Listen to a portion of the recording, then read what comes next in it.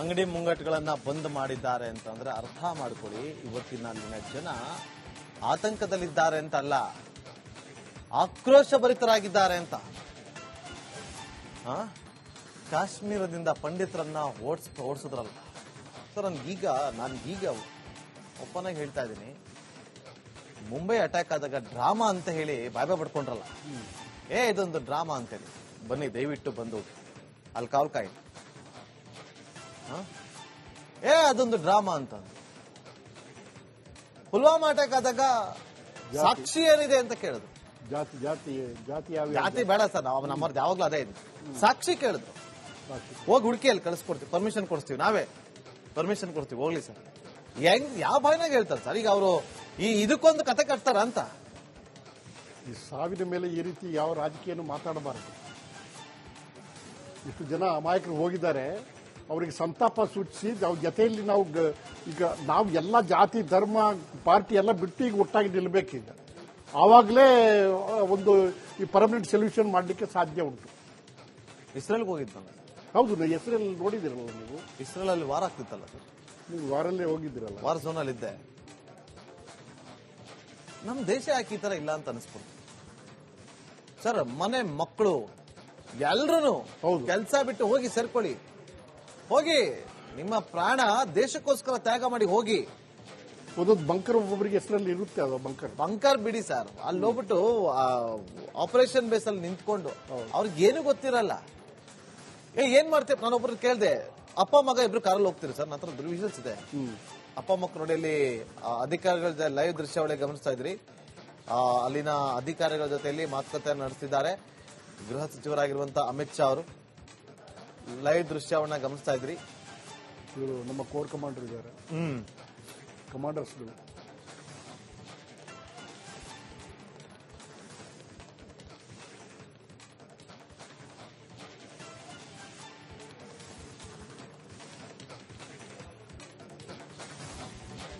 ಇನ್ನೂ ಡಿಲೇ ಮಾಡಬಾರದು, ಇನ್ನ ಡಿಲೇ ಮಾಡಬಾರದು ಸರ್, ಡಿಲೇ ಮಾಡಲೇಬಾರದು. ನಾನು ನಿಮ್ಗೆ ಆಗ್ಲೇ ಹೇಳ್ತಿದ್ನಲ್ಲ,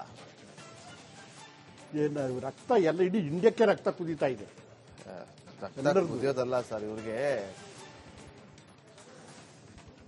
ಏನಾದ್ರು ಆ ರಕ್ತದಲ್ಲಿ ಆಯ್ದ ಮಾಡುವಂತ ಆಪ್ಷನ್ ಇದ್ದಿದ್ರೆ ಎಲ್ಲ ಒಂದೊಂದು ಬಾಟ್ಲ ರಕ್ತ ಕಳ್ಸಿರೋರು.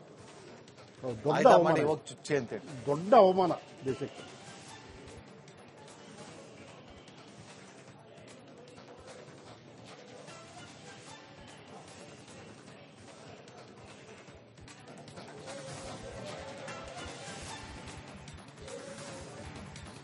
ಅಂಗಡಿ ಮುಂಗಟ್ಟುಗಳನ್ನ ಬಂದ್ ಮಾಡಿದ್ದಾರೆ ಅಂತಂದ್ರೆ ಅರ್ಥ ಮಾಡ್ಕೊಳ್ಳಿ, ಇವತ್ತಿನ ಅಲ್ಲಿನ ಜನ ಆತಂಕದಲ್ಲಿದ್ದಾರೆ ಅಂತ ಅಲ್ಲ, ಆಕ್ರೋಶ ಭರಿತರಾಗಿದ್ದಾರೆ ಅಂತ.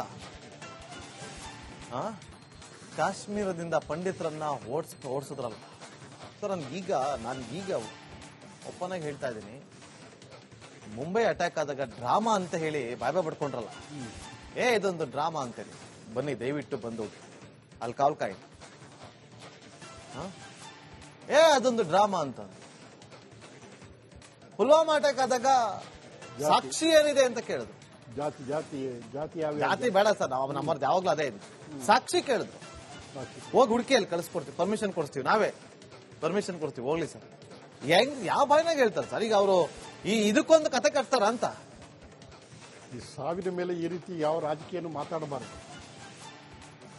ಇಷ್ಟು ಜನ ಅಮಾಯಕರು ಹೋಗಿದ್ದಾರೆ, ಅವರಿಗೆ ಸಂತಾಪ ಸೂಚಿಸಿ ಅವ್ರ ಜೊತೆಯಲ್ಲಿ ನಾವು ಎಲ್ಲ ಜಾತಿ ಧರ್ಮ ಪಾರ್ಟಿ ಎಲ್ಲ ಬಿಟ್ಟು ಈಗ ಒಟ್ಟಾಗಿ ನಿಲ್ಲಬೇಕೀಗ. ಆವಾಗಲೇ ಒಂದು ಈ ಪರ್ಮನೆಂಟ್ ಸೊಲ್ಯೂಷನ್ ಮಾಡಲಿಕ್ಕೆ ಸಾಧ್ಯ ಉಂಟು. ಇಸ್ರೇಲ್ಗೆ ಹೋಗಿದ್ದ? ಹೌದು, ಇಸ್ರೇಲ್ ನೋಡಿದಿರಲ್ಲ ನೀವು? ಇಸ್ರೇಲ್ ಅಲ್ಲಿ ವಾರ ಆಗ್ತಿತ್ತಲ್ಲ ಸರ್, ನೀವು ವಾರಲ್ಲೇ ಹೋಗಿದ್ದೀರಲ್ಲ? ವಾರ್ ಝೋನ್ ಅಲ್ಲಿ ಇದ್ದೆ. ನಮ್ ದೇಶ ಯಾಕೆ ಈ ತರ ಇಲ್ಲ ಅಂತ ಅನಿಸ್ಬೋದು ಸರ್. ಮನೆ ಮಕ್ಕಳು ಎಲ್ರು ಕೆಲಸ ಬಿಟ್ಟು ಹೋಗಿ ಸೇರ್ಕೊಳ್ಳಿ, ಹೋಗಿ ನಿಮ್ಮ ಪ್ರಾಣ ದೇಶಕ್ಕೋಸ್ಕರ ತ್ಯಾಗ ಮಾಡಿ ಹೋಗಿ. ಒಂದೊಂದು ಬಂಕರ್ ಒಬ್ಬೊಬ್ಬರಿಗೆ ಹೆಸರಲ್ಲಿ ಇರುತ್ತೆ. ಅದು ಬಂಕರ್ ಬಿಡಿ ಸರ್, ಅಲ್ಲಿ ಹೋಗ್ಬಿಟ್ಟು ಆಪರೇಷನ್ ಬೇಸ್ ಅಲ್ಲಿ ನಿಂತ್ಕೊಂಡು ಅವ್ರಿಗೆ ಏನು ಗೊತ್ತಿರಲ್ಲ. ಏನ್ ಮಾಡ್ತೇವೆ? ನಾನೊಬ್ರು ಕೇಳ್ದೆ, ಅಪ್ಪ ಮಗ ಇಬ್ರು ಕಾರಲ್ಲಿ ಹೋಗ್ತೀರಿ ಸರ್? ನಂತರ ವಿಷಲ್ಸ್ ಇದೆ.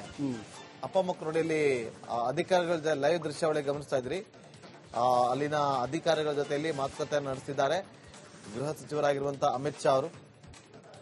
ಲೈವ್ ದೃಶ್ಯವನ್ನ ಗಮನಿಸ್ತಾ ಇದ್ರಿ. ಇವರು ನಮ್ಮ ಕೋರ್ ಕಮಾಂಡರ್ ಇದ್ದಾರೆ, ಕಮಾಂಡರ್ಸ್ಗಳು.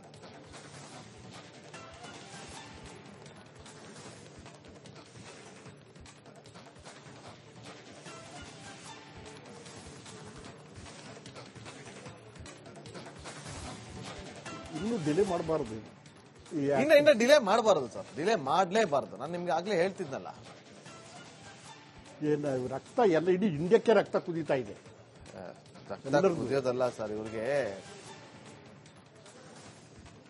ಏನಾದ್ರು ಆ ರಕ್ತದಲ್ಲಿ ಆಯ್ದ ಮಾಡುವಂತ ಆಪ್ಷನ್ ಇದ್ದಿದ್ರೆ ಎಲ್ಲ ಒಂದೊಂದು ಬಾಟ್ಲ ರಕ್ತ ಕಳ್ಸಿರೋರು, ಆಯ್ದ ಮಾಡಿ ಹೋಗಿ ಚುಚ್ಚಿ ಅಂತೇಳಿ. ದೊಡ್ಡ ಅವಮಾನ ದೇಶಕ್ಕೆ.